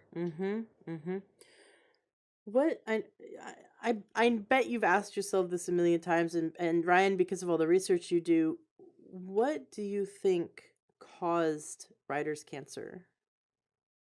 We have, different theories, and I think the two big ones for me that I always look back and think about and are stress and EMFs. When I was pregnant with Ryder, I was in a really, really high stress work situation where I just let the stress of my boss and my job, like I internalized it and handled it so poorly. And now I'm realizing, with everything that we've learned, like just how unhealthy that is, like for growing a human inside of you, like how unhealthy cortisol is, and even for your own health, but especially being pregnant, like, and putting all of that into Ryder. And it's funny, I guess it's not funny, but it is kind of funny that it's like now with like the things that we've been through, like I know what stress is now, like I know what like crap is, and it's not your day job, that's not really real stress, is like how I look at it. It's like you're not going to take that with you, like it's not important. But it's like at that time, it's like I let it get to me so much, and it's like now I've really like tried to take measures to monitor like myself, like through exercise and deep breathing and just like having like quiet times and just being better about like Ryan and I just talking to each other and just like carrying each other through this and through prayer and everything. So I think number one, stress, and number two is that same job, I was surrounded and bathing in EMFs, and then going home to the townhouse that we were living in, sandwiched between two other townhouses, all bathing in the same EMFs with our Wi-Fi router. And I had 2 cell phones and I had a laptop, and it was a tech job. So of course the building was just totally teched out. And so I think like that was a really terrible combination. And of course, there's just the regular environmental factors that we're all exposed to all day long. And you don't know what is just going to like trigger, this growing human inside of you, like these growing cells, and just like cause something just to go completely out of whack. And even though Ryan and I were eating an organic diet at that time, we were still going out to dinner regularly. And it's like when we were going out to dinner, for whatever reason, now I look back and I'm like, that's crazy. Like when we go out to dinner now, like we make sure that we go to a place that, at the very least, like is conscious and like is mostly organic and, knows where the food comes from. But we only started going out in the last year or so, just because we did want to be in absolute control of everything. Yeah, exactly. But like but before, like our prior to cancer selves, it's like when we went out to dinner, it was like, the more hole in the wall place, the better. Like, it's like, who knows where your food's coming from? Well, and we just grew up standard American, Yeah, and that we too. started getting healthier after college. But I mean, it's not like that stuff just disappears out of you. And they do say, like, with your first child, that you're kind of like detoxing into your child. And, Mm-hmm. now it's like I'm more um, into detoxing and, making that a part of my lifestyle. But, I would advise anyone listening to this, like, if you haven't already had a child, or you're planning on having a child, doing a detox first, because otherwise it's like, when you get pregnant, it's like literally that's where you're piling all of your detox onto, is onto your child. Right. I'm having a brain fart, but I recently interviewed someone who talked about the first 2 months of breastfeeding, or the environmental toxins that you've accumulated over your lifetime are being Hmm. released into your breast milk and being given to this tiny, 10-pound baby, or, 15-pound baby. And so, like, think about that. These are, you'd go like, well, why, the body's intelligent, why would it do that? Well, when we were invented a million years ago, however long we've been here as humans, we didn't have millions of chemicals and plastics and pollutants and heavy metals that we were being exposed to. And so the body, the body's doing that, but it's not like it's doing it on purpose. It's like the only way it can get it out. And it's because all these toxins are stored in the fat cells, and that's where, Right. and so the fat, that's what breasts are, they're fat. And now they're making milk, and now all these parabens and PCBs, just really god awful environmental pollutants that, even if you worked in a new building, let's say you worked in a new Microsoft building or Amazon building, or you were just working in a new building with a bunch of computers, every computer's off gassing Yeah. formaldehyde. Can you Yep. believe formaldehyde? And if you used I just learned this the other day, if you use I know what it was, the interview with the guy that wrote Dirty Jeans. He's a naturopath here locally, but he said if you use your stove and it's a gas stove, formaldehyde goes through the roof, and you've got to turn your hood on. And if you don't turn Mm. your hood on, you're just cooking. Everyone in your household is now breathing in and soaking in formaldehyde. And that's just one chemical that we're exposed to out of all the chemicals. So you're right. Like, and then stress, it lowers your immune system. Cortisol, like, you're lowering your immune response, and going into that fight or flight mode, where your body's moving blood, shunting blood away from logic centers of your brain, away from your organs, away from your immune system, just so you can fight and survive and run away. But if we're in that state constantly, then we're really challenging our body, and in long term starving it of the ability and the energy to create healthy cells. And if an fetus is going through that, because the fetus is also experiencing that cortisol, it's doing that as well. So it totally makes sense. And I love that you said that. And I don't mean this in a way like blaming you, and I'm sure you know that that's not what I mean. But it's at a point of empowering, because if we can tell other women, Absolutely. like this is the consequences of living in the world we're living in today. If we act like everyone else, and we're stressed out, and we just eat whatever, and we're exposed to environmental pollutants that are in our everyday environment, then we are setting ourselves up for disease somewhere along the way. We need to be radical if we want health. When right now we're in a position in our modern day society where, if you want to actually be healthy and live to your genetic potential of 120 years old without disease, without suffering, and needing to be on multiple medications and dying early, if you want to actually live to be totally healthy, we have to be completely radical outside of the box, because the box right now is highly toxic. So I'm glad that you pointed that out. Ryan, you said that one thing, that a potential for cancer is a mitochondrial disease. What do you do with Ryder and your whole family to support your mitochondria? Yeah. So I mean, it's funny. You start. I don't know. You start hearing about the mitochondrial theory of cancer, and how it's based off the cellular metabolism, that sort of thing. And then that's the question is, okay, well, what do I do to support it? And a lot of it, once you start digging into it, is really the same stuff that you're finding out anyway, just in terms of detoxification and super nutrition and all that good stuff. But that being said, there are a couple tweaks that don't always get mentioned. One of them is cold. So every morning I get up and take what's the word term for it? Contrast shower, going back and forth between hot and cold, and that's just revving up that cellular metabolism and just getting just giving your mitochondria a good workout, I guess you could say. And Ryder actually does the same thing. I mean, that's the point of everything, obviously, is to apply to our kids. And so it's, it really, kids do not have they don't get enough credit, I guess you could say, because you give your kid cold showers. What are you doing? But yeah, we get out of the infrared sauna at 140, 150 degrees, and then he gets into a cold, like Park City, Utah, cold. I mean, that water coming out of that shower is really cold. But he's able to count to. He'll take a deep breath. 1, 2, and he'll get up to 50 in that super cold water, and he'll even do it Nice. in different languages now, because he knows how to count to as high as you want in German. And so it's just yeah, I mean, that's just one example of just the things that we have found really can be applied to kids. And then the other big one is light.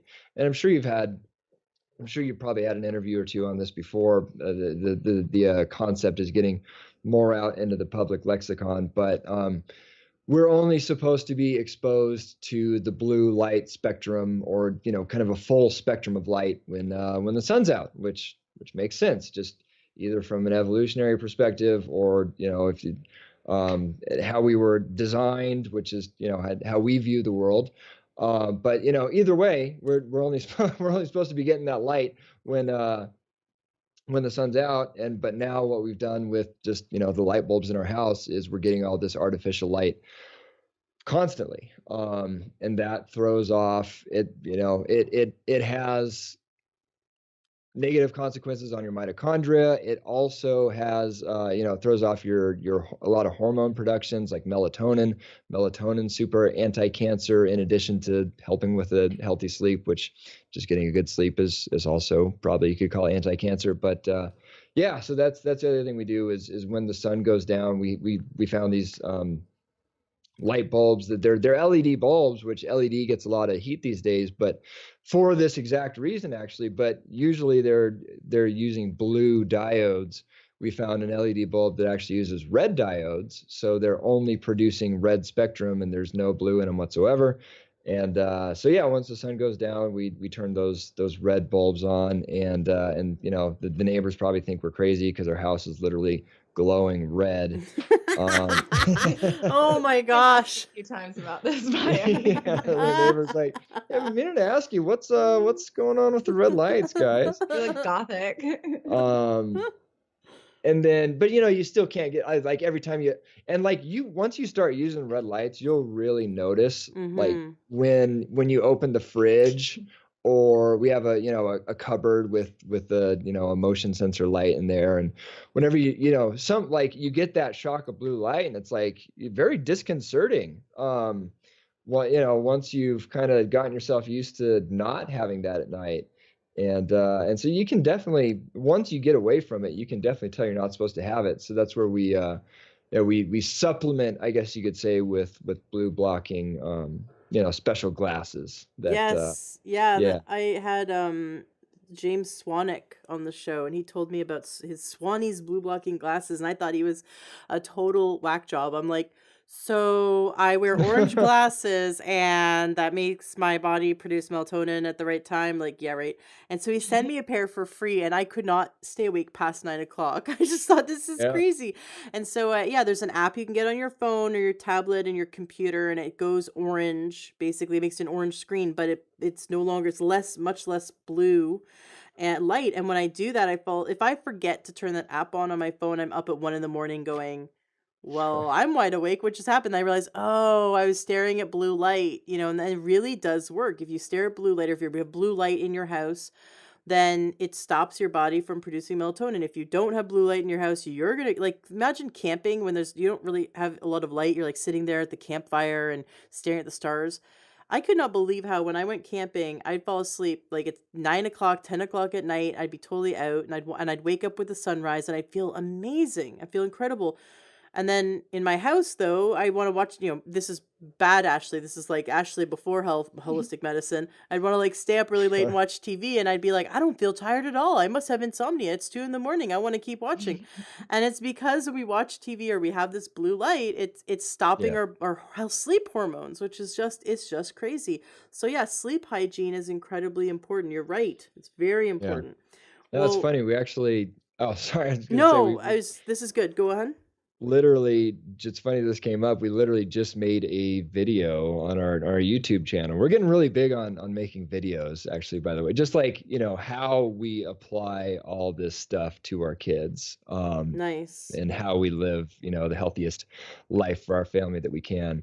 But yeah, no, we actually just got the kids their own pairs because they didn't have, we're going back and forth on the best kids pair to get. So we actually got them their own pairs and made a video out of it, and with using the red lights and everything. So And yeah, do you have a link on your site with like where people can buy those red lights?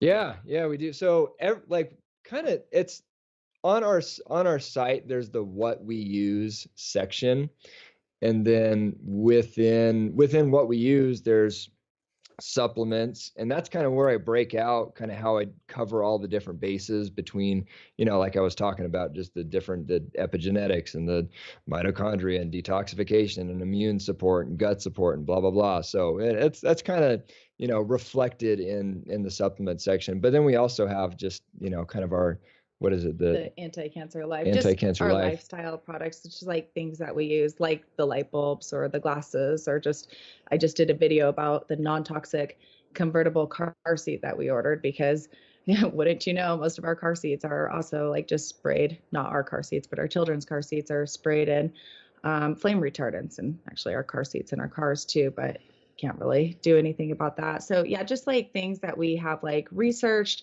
and things that we feel good about using because of the research that we've done.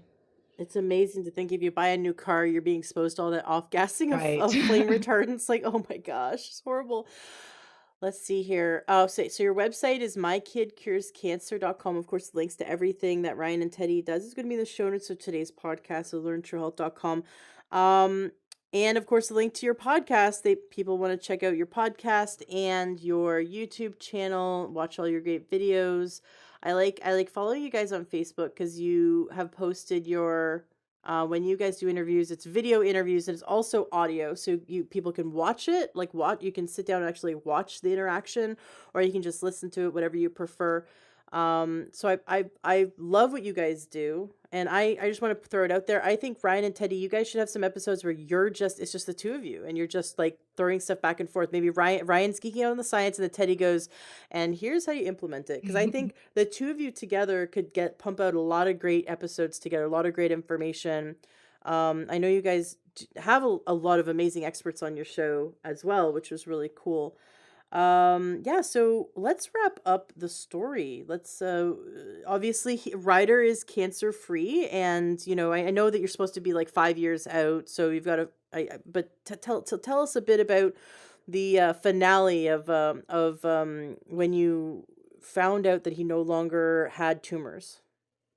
So it's not really like the grand finale with like fireworks that we're hoping for, like the cancer-free party that we had been planning, like, since the day he was diagnosed, because you don't really get that when you're on a holistic journey. It's so much more of a slow process, because what we're not going into the hospital like waiting to hear the NED, no evidence of disease, because like Ryan was talking about earlier, we're circulating cancer stem cells. Like those are things that oncologists can't pick up on scans. So you hear the word NED, but then you hear relapse like 6 months later. So for us it is a longer journey, but it's really the journey that is ultimately like leading to the true health. So after stopping chemotherapy, we took Ryder in, and he had to get scans every 3 months because that was the agreement, was a wait and see approach. Like, okay, well,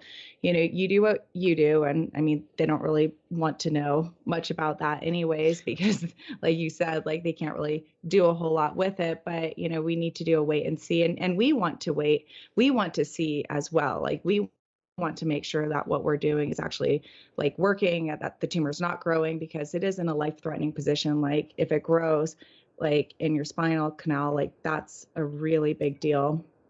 And so with every scan, it kept shrinking, and the secondary tumors were gone, and the metastasis to his hips were gone. And right around his second birthday, he learned how to walk. And at 14 months, which was 2 months after being diagnosed, he learned how to crawl. So, I mean, we had like just these huge milestones, and the walking especially, because that was something that, our oncologist here said, like when he saw the scans, he honestly like didn't think that Ryder would ever be able to walk, because how could you Amazing. not be paralyzed by like something that massive in your spine? And so we never knew if we would see that day. And he had completely like lost feeling in his right foot, like when you would try to like tickle it or stimulate it, and just like nothing. And now he's very sensitive there. And We have worked through the nerve damage too. right.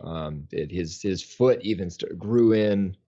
How do you say that? Like we have to go like get special orthopedic inserts for him now, because his right foot was affected by the tumor, I guess. So Yeah, just the way that it's grown, like he started getting bunions and that sort of thing. But I mean, to us, it's like he's walking. Well, he has special shoes. Like that's great that we have to get him special shoes, because Exactly.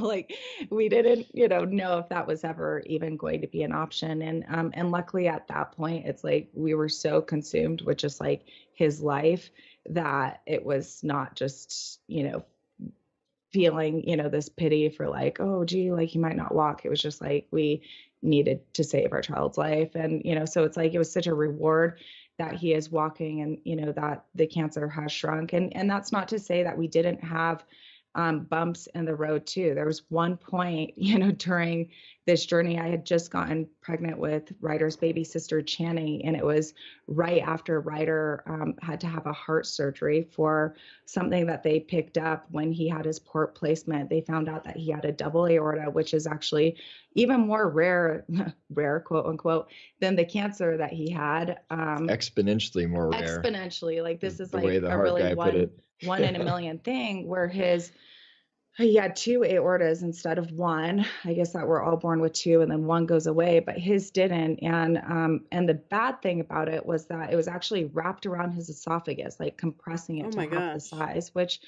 at the time they said most kids actually have like severe side effects, like they're wheezing, and just like you can actually tell like physically that there's something wrong with them because of this. But with Ryder, you couldn't. So that was a huge blessing, because we were really able to put the surgery off until he was doing better in his cancer treatment. And so we waited, until we were a ways out from stopping chemotherapy, so that we could get like to a place where we felt comfortable having a major surgery. And then we ended up doing the surgery across the country at CHOP, because we already moved for his cancer. So now we have to find the best heart hospital in the world for him, somebody that had done this very rare surgery, which actually out here in Utah, I think, he had said he had never done that surgery before. And we were like, okay, so No we'll be going thanks. somewhere else. Yeah. Wow. And so, he did great after that surgery. Like they said, yeah, like he's not going to be able to lift his arms up, and he's going to be down and on this, intense pain medicine. They send you home with like oxy. And, within like 3 days, he's running around, and we're like, Ryder, like, stop, but like kids know their boundaries too. And so Yes. he really bounced back very quickly Well, from that's what they that. said. He won't lift his arms until he's ready Right. to, and like 2 days later, he's just waving his arms around. And Yeah, he was ready to get out of that hospital. So, we were very blessed that I have family back east that we were able to stay with for a month for him to heal before we traveled back home to Utah. But and then that was incidentally when we found out that we were pregnant with Ryder's baby sister, who was not planned. And so, huge blessing there. But then it was actually at that point that Ryder's tumor started growing again. And, we have like different theories to that. Like, we started getting comfortable thinking, well, we're a year out and he's doing really, really well. And then he had a major surgery with more drugs, Yep. put into his system. So, whatever it was, then we also took him off the feeding tube at that point to try to, make him a little quote unquote more normal and that sort of thing. So there was a bit of a transition period there, getting the supplements into him and stuff like that. So yeah. So, I mean, we had like weaned off of other things just because of taking the feeding tube out, and he hadn't had a port for quite a while too. So like the IV vitamin C and DMSO, those treatments were behind us as well. But so then, we were fortunate that our oncology team wasn't like, okay, well, let's get him back in chemo. I mean, there was talks of it, but he was still so conservative that like he let us continue with the wait and see approach, which obviously was so much more stressful at that point, because you're thinking, oh my gosh, if it grows again, at what point do you say like, okay, well, I guess we have to do this. But we like tripled down on everything, with the holistic protocol. And then it started shrinking again. And wow. So you didn't go back to the chemo that time. We never did. Nope. And that time you were just continue with the holistic protocol. You Yep. got more back on board with it. And obviously going through a major heart surgery really does tax the immune system. Any surgery does. So you added up and you went, okay, we kind of became a little bit relaxed with this treatments. We stopped the IVs, we stopped the feeding him through a tube, and then we did this major surgery. So all these things kind of added up, and now we just need to go back and hit it totally hard. So you hit it totally hard with holistic medicine, and you just watched with all the scans as you saw the tumor shrink with natural medicine. Yeah, exactly. So Because cool. I mean, those were really, big events. And it's nice that we were able to say, okay, all of these things happened kind of at the same time as this tumor, started growing, that like, that it wasn't at just like a time where felt like we were doing everything right. And then, we had to teach Ryder to take supplements on his own without a feeding tube. And he can do that. He'll be 5 in 2 months, and he takes capsules like a little pro, and he'll drink the fresh juices that we prepare for him. And he has the cleanest diet out of, anyone I know. I mean, we as a family like have a clean diet, but like Ryder, he's on it. He's on board with it. Like Ryan said, with the contrast showers, like this is Ryder's job, and he takes it very seriously. Like if he misses the sauna for whatever reason, like he's upset. I mean, oh man, that's not okay. He sounds like such a cool kid. He is a cool kid. So he's doing great. And there's still a residual, area where his primary tumor was or is, but our oncology team, our conventional team at this point actually, believes that it's scar tissue, because it was such a large mass that like there was really, it would be so like just there would just be no really real way that like it would just disappear. Like there's so much tumor tissue that it does turn into scar tissue, but as long as Ryder continues growing, it just becomes less significant, and it'll be smaller as he gets bigger. And we did decide also after moving that we were going to stop doing the scans, the MIBG scans too. So at that point, when we made the decision, we didn't really know even how much active cancer we had to work with, because the MIBG scans is actually what lights up is the active cancer, whereas the MRI is only showing you like the mass that's there. So, you can see on an MRI if the mass is growing or shrinking, but you can't see how much of that mass is actually active cancer. But the price that comes with an MIBG scan is like loads and loads and loads of radiation. It's like a cousin of the PET scan right for this particular cancer. And so, we're thinking, okay, well, we're trying to heal his body, but like as it is, he has to have sedation drugs every time he gets an MRI, because he has to be completely still for 1 to 1.5 hours.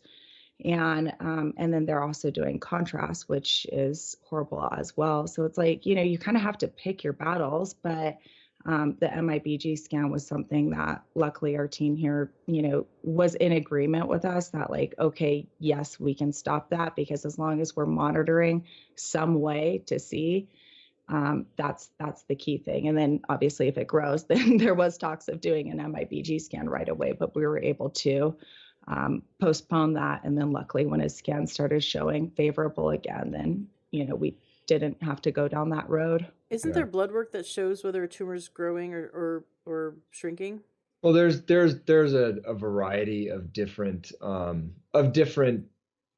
guess you could call them alternative tests, like, because doctors, the doctors ran the blood tests on Ryder, and initially, and they didn't see anything wrong. But yeah, there's a lot of different blood tests that measure different enzymes or proteins that only get produced by cancer cells, or different markers that they can look for and add up to start to show maybe a problem. And And they do that's the urine test too.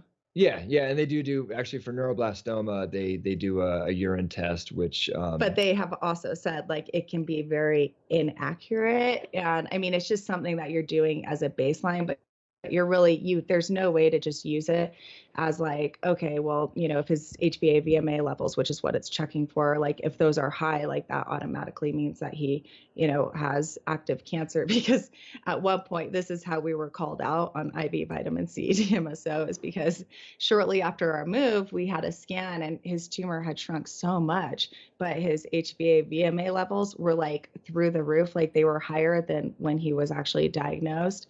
And her team was like, are you doing anything? Like I was doing research on IV vitamin C, and Ryan and I look at each other and we're I like, heard that. It sounds like that might skew the levels. right.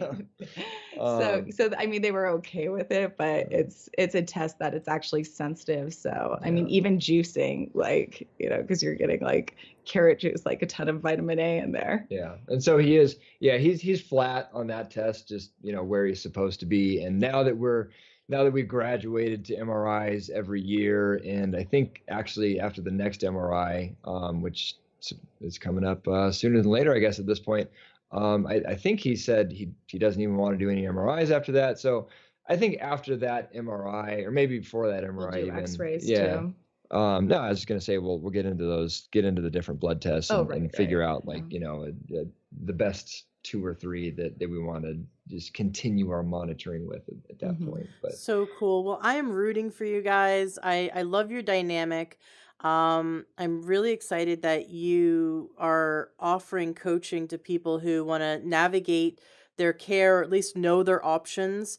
So if any listeners, have friends or family with cancer, or they themselves have cancer, please check out mykidcurescancer.com. At least check out all the free information there, and see if just getting coached by Ryan and Teddy, picking their brain, they've done the ton of research and also figure out how to implement it, which is the you've got to have both sides. Because I know, like I said, like, Teddy, how do I get vegetables to my kid? And she's going to be able to teach you how to get vegetables into your kid. So there's lots of great tips and tricks. I'm a big fan of you guys. I can't wait to hear that Ryder has clean scans coming up, and many clean tests to come. There's a spiritual belief that before we come into this life, and whether this is true or not, I love to think about it because it allows me to have a positive mindset. But imagine that there's a before we come into this life, we decide the impact we want to have in the world, and the lessons we want to learn, and the things we have to face. And so from that standpoint, Ryder took on this challenge so he could inspire and help others. And you guys took on this challenge with him before you all came into your bodies here, so you could help many, many, many, many, many people. And no one wants to see their child suffer. No one wants to go through the absolute torment the two of you have gone through. And now coming out the other side, you guys have the ability to help hundreds of thousands of people. And I know I say this all the time on my show, if I could just help one family member, if I could just help one person to save their mom or save their kid, or if, if there's just one person that can reverse a disease or gain health, then everything I've done is worth it. And I know that you guys feel the same way, that everything you do is to help as many people as you can. And I love that you guys have this really like positive take action, don't get into victim mode type of mentality. That's the kind of mindset we need to heal the body and create long-term health. Is there anything else that Ryan or Teddy that you'd like to say to wrap up today's interview? Um, yeah, I guess a couple things. One is just it's interesting that you made that note about choosing to come in and do what you do even before you get onto this world. It's one thing we didn't really talk about is just kind of the energetic aspect of things, and the different energy medicine devices we use, and we've worked with energy medicine, energy workers, I guess you can call them, that sort of thing. And a lot of people that are familiar with that sort of thing, either intuitively or with actual physical devices that measure that type of stuff. Everyone that goes anywhere near Ryder, they kind of assess that in him, that there's something really special there, and they all have their own ways of describing that. But yeah, that's been really neat. And yeah, I guess just to wrap it up, it's kind of been our catchphrase lately, but it's, we like to tell everyone that we can that, you're the CEO of your kid's health, I guess is how we've kind of summarized what our approach has been to dealing with, be it childhood cancer or just having your kid be the healthiest kid he can be, and providing the best life for him that you can. You don't necessarily have to have all the answers and be the expert in every different category. A CEO isn't a finance expert. He's not a marketing expert, and he's not an operations expert, but he's got a CFO and a CMO and a COO. So that's, I guess, if you can't already tell, we're all about empowering ourselves and empowering others to really step into that role as the ultimate decision maker in their kids' health, because at the end of the day, there's a lot of different experts in a lot of different things, but you're the only expert in your kid as a whole. And I guess if anyone can take anything away from this interview, that's what I would hope that they would take away. Wonderful. And Teddy, do you have anything you'd like to say to wrap up today's interview? Yeah, I mean, just to go with what Ryan said, and I think I heard the word intuition. It's just like, I think we as parents like just have like this amazing like intuitive like gift for our children, and I just know that like had Ryan and I not followed our intuition like in so many points of this journey, like literally from the time that Ryder was diagnosed to the time that we looked at each other and said we need to move, I mean, things could have gone really differently. And I just feel like, we have a choice that we can listen to our intuition, or we can ignore it. And I just really believe it's there for a reason, and you just have to follow it. Absolutely. I love your story because it demonstrates that when we advocate for ourselves and we advocate for our children, and we are we are just nonstop, we are not going to take no for an answer. We just keep going to a second opinion, a third opinion. We keep pushing because our intuition is telling us something. And we don't just give up and go, oh, well, the doctor said this, so I'm just going to do that. No, you listen to your intuition. Because you did that, you created the best possible scenario for Ryder. And if you had done what that first pediatrician said, like, it probably would have gone like the worst case scenario. And you guys made it the best case scenario because you listened to your intuition and you didn't allow a doctor to intimidate you or to have their ego and their hubris get in the way, and you just continue to advocate for yourselves and for your son. And that's exactly the attitude that I want all my listeners and all of your listeners to have. We have to never let a doctor make us feel like we're less than. We have to never let a doctor make us feel like we're stupid or we're so you're silly parents that you're oh, this is just, oh, you're listening to Dr. Google, whatever. No, my intuition is there for a reason, and I'm going to keep seeking doctors until I get the answers that I'm looking for. And I love that you did that. And I love that you now teach that, because we need that. Thank you so much both for coming on the show. And I just cannot wait to hear all the wonderful news as Ryder continues to grow and be strong. And we continue to hear how many lives you touch as a result of your podcast and your movement. Thank you. Thank you so much for having us. This was a great conversation with you. Yeah, it's been really fun, Ashley. I want to tell you about something I really believe in, which is nutrition. On my show, I get to talk to specialists throughout the entire health universe: chiropractors, herbalists, naturopaths, mental and emotional health coaches, and licensed healthcare providers. Amazing pieces to the puzzle we call health. All of these, of course, are supposing that you're actually eating. We eat to get all the raw building blocks our body requires. And that's where the problem starts. There's no more food in our food, right? I think everyone knows about the deficiencies in our soil that our food is grown in. Those deficiencies are passed down to us unless we can supplement. Which brings me to takeyoursupplements.com. These people work with my go-to doctor, my go-to naturopath, for all my supplements. I've used them for 7 years. My family and I love them. They work. And if you'd love to address your nutrient deficiencies and figure out what supplements are right for you, then you definitely want to go to takeyoursupplements.com. You put in your information, and within 24 hours, one of their health coaches contact you, and for free, will talk with you and figure out exactly what supplements are best for you, the highest quality for the lowest price that fit into your budget and address your nutrient needs. They're amazing coaches. I've known them for years. I love them. They're wonderful people. They have a huge heart, and they really want to help you to dial in your supplements and your diet and your lifestyle to achieve your health goals. So go to takeyoursupplements.com and put in your information now. That's takeyoursupplements.com. You will be very happy you did. Hello, True Health Seeker. I have a very exciting announcement. I have spent over a year, I've spent about 14 months collecting all of my information that I use with my clients for ending anxiety, and I created an online program. I'm very excited about it. We just launched it.